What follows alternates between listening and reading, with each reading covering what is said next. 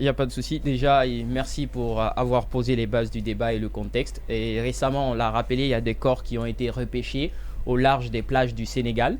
Et je pense qu'une fois, lors d'une de mes loupes, j'avais souligné ici qu'il y avait des navires qui avaient quitté le Sénégal qui n'avaient pas été retrouvés.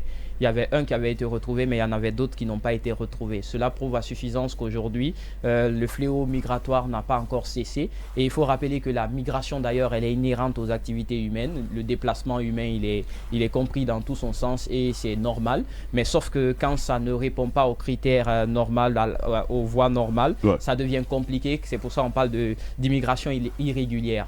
Mais encore une fois, il faut rappeler que même des États qui n'étaient pas dans le lot foncièrement s'enfoncent aujourd'hui, comme des États comme le Sénégal, qui est quand même incompréhensif de voir qu'il y ait de plus en plus d'embarcations qui quittent le côté du Sénégal pour se rendre vers les îles, pour traverser et rentrer en Europe. À un moment donné, je ne sais pas si vous avez constaté, la fièvre avait baissé, il n'y avait pas trop de fléaux migratoires, il n'y avait pas de navires qui chaviraient, mais maintenant on est dans une poussée. La Tunisie aujourd'hui est contrainte aujourd'hui à ces contraintes économiques là avec les migrants, d'où on parle même parfois d'attaques de migrants. On a tous vu la crise migratoire du côté de la Tunisie.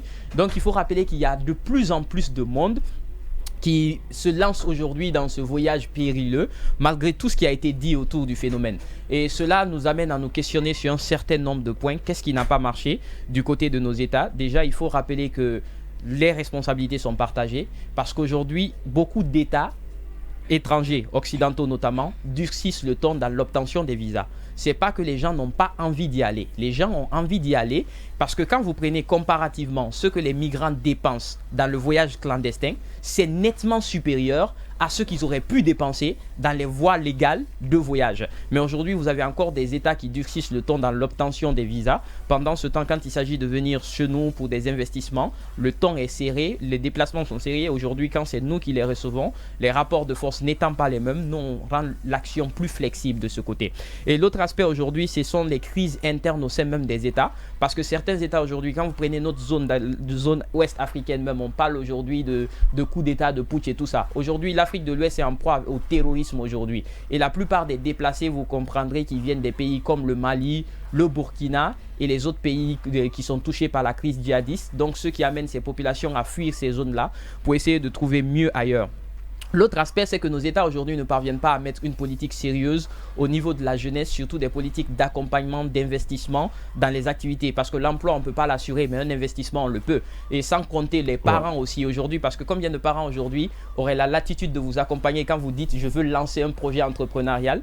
La plupart sont plus aptes à financer un voyage migratoire que de financer un projet entrepreneurial. Parce que derrière des migrants qui partent, il y a des parents qui dépensent des sommes faramineuses espérant que l'enfant puisse atteindre la destination, alors qu'avec ces mêmes montants, vous avez la capacité de créer des entreprises, mais peu de parents aujourd'hui sont dans cette logique d'accompagnement de création d'entreprises quand il s'agit de migrants.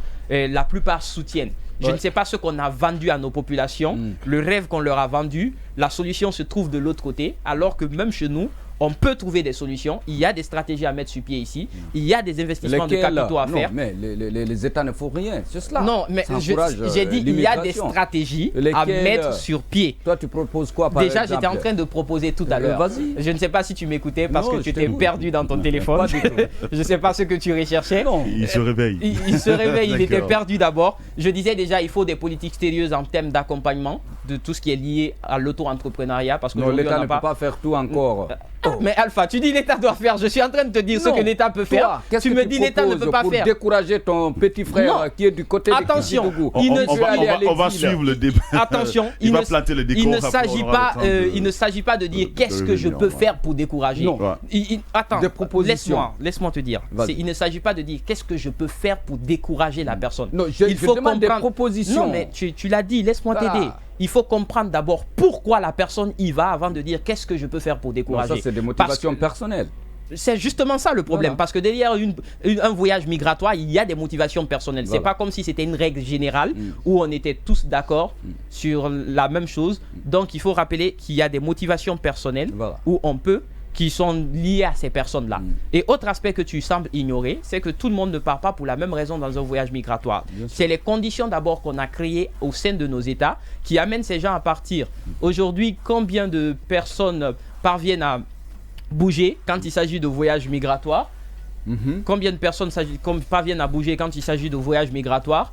Et quand tu parles de ces États aujourd'hui, est-ce qu'aujourd'hui, en réalité, nous avons aujourd'hui des études concrètes sur le phénomène migratoire en République de Guinée? La plupart de ceux qui quittent, c'est des gens qui n'ont soit pas d'emploi, pas de situation, qui décident de tenter l'aventure. Des étudiants diplômés. Oui, mais qui n'ont pas d'emploi, c'est ce que je te dis, qui n'ont pas d'emploi, qui décident de tenter l'aventure. Donc il faut rappeler cela.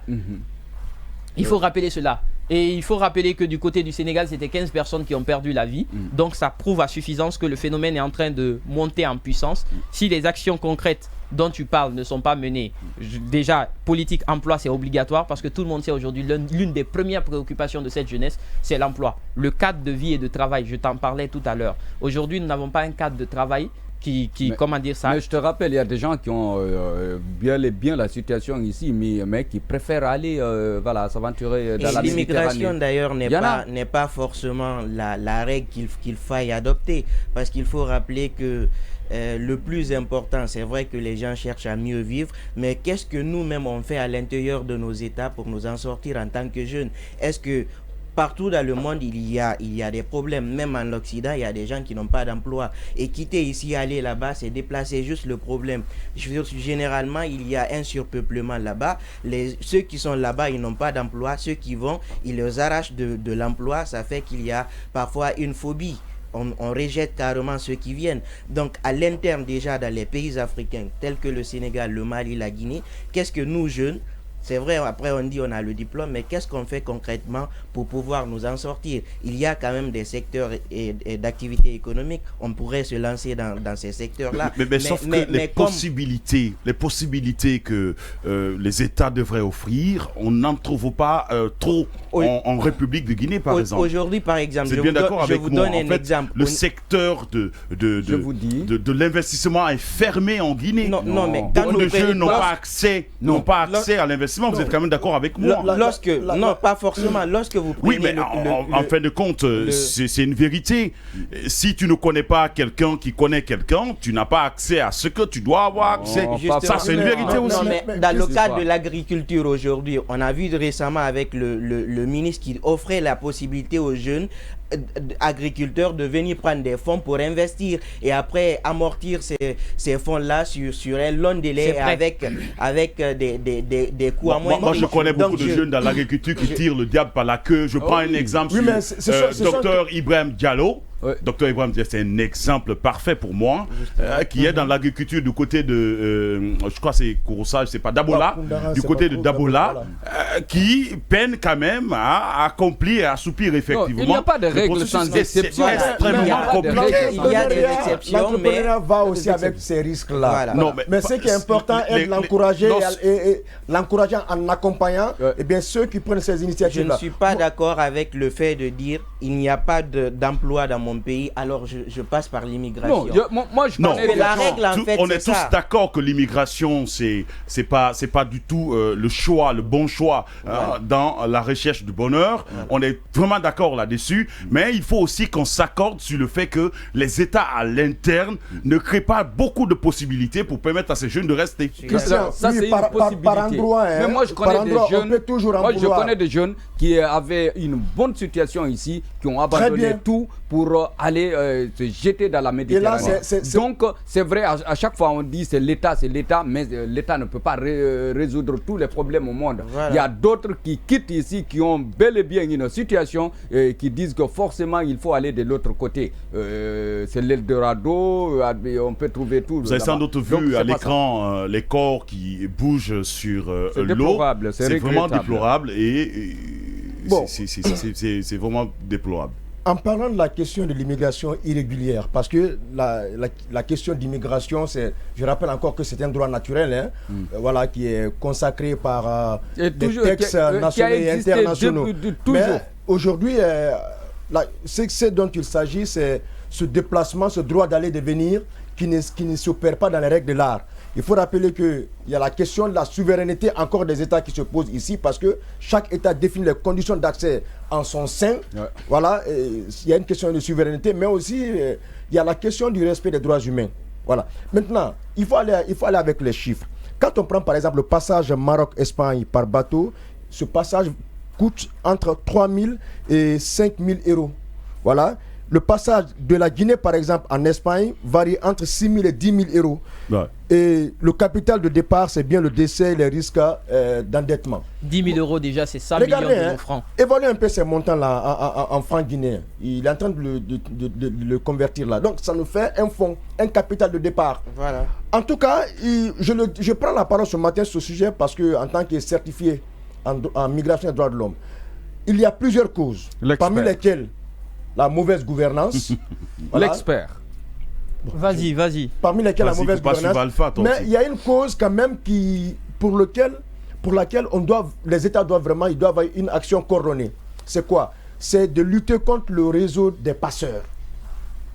Et à la matière, on parle même de trafic illégal de migrants. Ça sont les conditions de l'immigration irrégulière. Voilà. Ça, c'est la traite des personnes et le trafic illicite des migrants. Et en Guinée, par exemple, on a le code pénal en son article 334 qui punit d'un emprisonnement de 1 à 3 ans et également d'une amende de 5 à 10 millions. Donc moi, je me dis aujourd'hui, puisque l'Afrique de l'Ouest est cette partie du continent qui produit beaucoup plus de migrants aujourd'hui, on doit renforcer cette action coordonnée des États de l'Afrique de l'Ouest pour se pencher vraiment autour de la question. Encore une fois, l'argent qu'on dépense dans les navires qui vont repêcher ces migrants-là, l'argent que ces États même européens investissent dans la lutte contre l'immigration irrégulière, s'ils avaient facilité l'accès à leur État à ces migrants, je pense qu'on n'aurait pas ce problème. Il a rappelé un montant. 100 000 euros pour aller juste de la Guinée à l'Espagne. Vous ne pourrez jamais dépenser 10 000 euros. Ça fait 100 millions de francs guinéens. Guinée-Espagne. Par voie légale, vous n'allez jamais dépenser autant pour aller là-bas. Vous allez même avoir la possibilité d'investir en Espagne avec un tel montant. Ces États ont des stratégies. C'est ce que je dis. Donc, pour eux, ils ne peuvent pas accepter que tout le monde ce ne sont pas que des stratégies. Maintenant, ils ne peuvent pas accepter que tout le monde vienne dans leur pays. Mais ils investissent encore des millions pour que ces gens-là soient repêchés en mer. Des millions pour lutter contre le fléau. Alors que ces mêmes millions auraient pu servir à créer de meilleures conditions. Quand vous prenez des nations aujourd'hui, attention, je rappelle qu'il y a des nations qui ne sont même pas des nations d'installation. C'est juste des nations de transit. L'Espagne, par exemple, c'est juste parce que c'est la proximité. C'est pas comme si ces gens voulaient forcément s'installer là-bas. C'est juste des pays qui décident pour transiter, la Grèce, l'Italie. C'est juste à cause de leur proximité de la mer et de certaines îles qui décident de passer par là-bas. Alors qu'aujourd'hui, au lieu d'investir dans des porte-avions qui vont aller les repêcher, dans des navires, des heures et des heures de recherche, en mettant le même argent, en facilitant, savoir le migrant veut aller dans quel pays, dans l'obtention de ses visas. Alors, c'est des gens qui partent à la recherche du travail aussi, qui partent pour des investissements. Moi, je ne vois pas aujourd'hui quelqu'un qui a été contraint de payer une certaine somme pour venir en Afrique. On facilite le même investissement à ces gens-là. Quand ces gens veulent aller, par exemple, pour se qualifier, se perfectionner, se former, moi, je pense aujourd'hui qu'on les donne la latitude de pouvoir le faire. L'obtention du visa, qu'on arrête de durcir le temps, qu'on écoute les gens sur leur motivation, mieux qu'on accompagne les gens dans un projet de voyage structuré. C'est une manière d'aider les personnes à pouvoir s'intégrer facilement et à dépenser moins d'argent. Depuis combien d'années ils luttent contre ça? Ça n'a rien changé. Depuis combien d'années on investit dans il appartient aussi à nos États.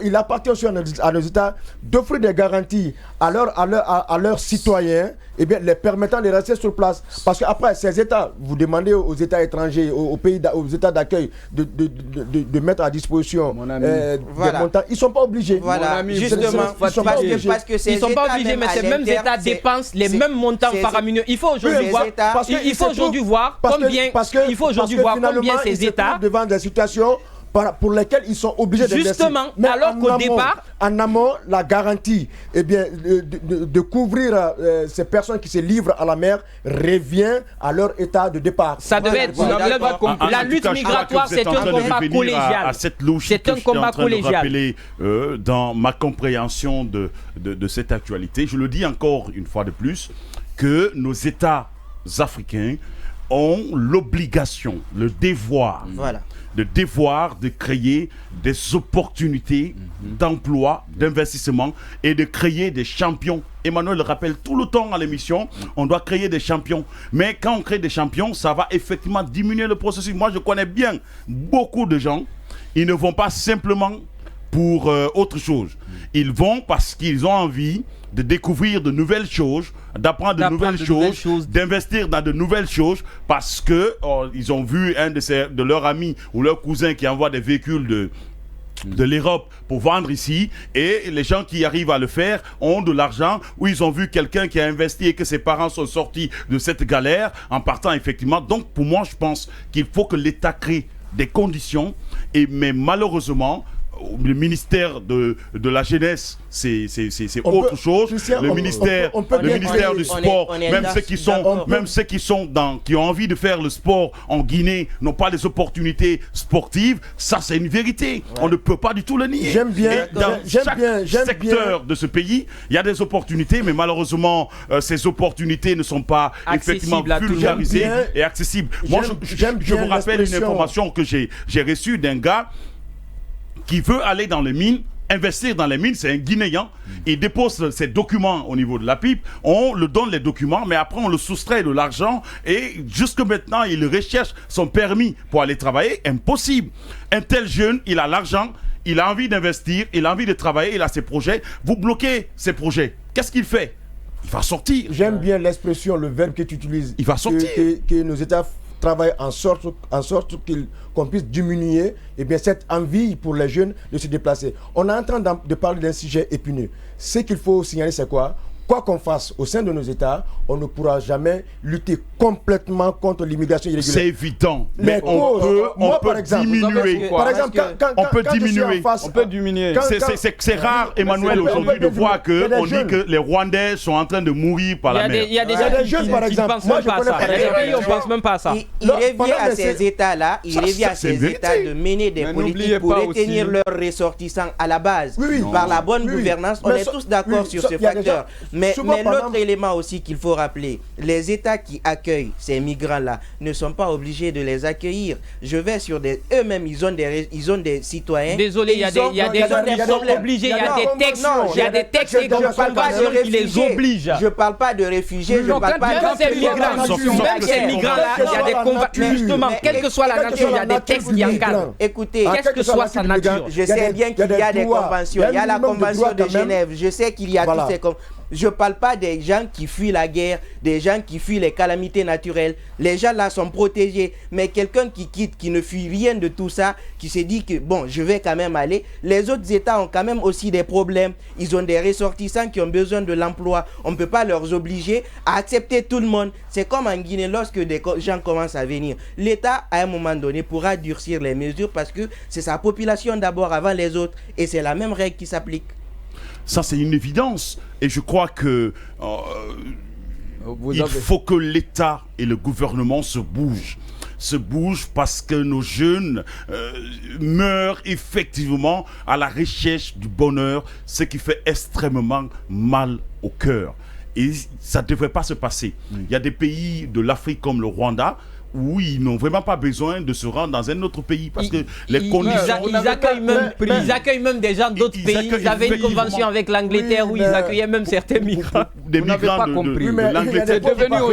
Il faut que ces conditions soient vraiment créées. Il faut que ces conditions soient créées et que l'État se bouge dans ce domaine-là. Et sincèrement, moi je le dis encore, au niveau du ministère de la Jeunesse et du Sport, il faut vous bouger. Le ministère de l'Emploi aussi, il faut vous bouger parce qu'il y a du travail à faire et ce travail, ça ne peut pas se faire. Et sincèrement, la logique des fonds qu'on appelle fonds de culture, fonds d'autres, fonds, on ne fait que parler des fonds, mais sincèrement, ces fonds, pour avoir accès à ces fonds, il faut tirer le diable par la queue tout le temps. Tout le temps. Et c'est un véritable problème. Vous avez peut-être oublié un aspect aussi. Si vous voyez que ça fait des années, des décennies, on lutte contre l'immigration clandestine, ça marche pas. Pourquoi? Parce que c'est devenu un business. Depuis qu'on a créé même l'OIM, l'Organisation mondiale pour l'immigration, pensez-vous que ça va... Dans le projet est en train effectivement de finir. Voilà, c'est pas possible. Non, je suis d'accord. Le jour où il n'y aura pas de migrants irréguliers, l'OIM va cesser d'exister. Effectivement, c'est comme ça. C'est la façon dont on a créé la Croix-Rouge, le CICR, il faut de la guerre. C'est cela. Mais les gars... Non, mais sincèrement... Vous pensez que... Non, mais sincèrement... on a créé, il y a quand même un non-dit derrière la création, le fonctionnement de certaines institutions internationales ou organisations internationales. Il y a des guerres partout, mais on a créé... Je ne rentre pas dans ce débat. Justement, on ne va pas rentrer dans ce débat. Il faut piquer là où ça fait mal, c'est ça la réalité. Alpha, toi tu n'as pas le pouvoir de piquer là-bas. Non, vous savez, les États ne pourront pas dénoncer ça. Mais moi, en tant que citoyen lambda, journaliste, moi je trouve que vraiment c'est là-bas que le bas blesse, c'est la plaie que personne ne veut toucher, que les États ne veulent toucher, la communauté internationale, ainsi de suite. Pourquoi on a créé ça? Pourquoi ne pas prendre le budget de fonctionnement, par exemple de l'OIM, investir dans ces différents États là où il y a plus de migrants, ou bien ainsi de suite. Mais ça ne marche pas, ça en dit long. On a créé la Croix-Rouge, on a créé ce qu'on appelle CICR, je ne sais pas quoi là, des structures fantômes qui encouragent les différentes guerres dans les différents États. Mais jusqu'à présent, il y a des guerres partout. Jusqu'à présent, il y a des morts partout. Ainsi de suite, donc il y a des dessous. Mais attends, attendez, faut pas aller vite en besogne. Il faut faire très attention. Je suis d'accord avec ton point de vue. Il peut y avoir des motivations d'enrichissement pour certaines personnes. Bien sûr. Mais c'est pas toute l'entité. Non, c'est pas tout le monde. On ne peut pas nier le fait que ces problèmes existent. C'est pas le fait que l'organisation existe qui crée le problème. C'est que le problème, quelque part, il existait et il va toujours exister. L'organisation ne crée pas forcément le problème. Non, pas forcément. Mais c'est évident, on est quand même dans une logique de s'interroger sur beaucoup d'actions qui sont menées en Afrique et beaucoup d'installations de beaucoup d'organisations en Afrique. On se pose quand même des interrogations. Ces interrogations, on va vraiment les découvrir un peu plus tard. On va les détailler pour effectivement découvrir pourquoi certaines institutions existent en Guinée et pas dans d'autres pays comme le Rwanda. Encore une fois, on le dit. L'autre question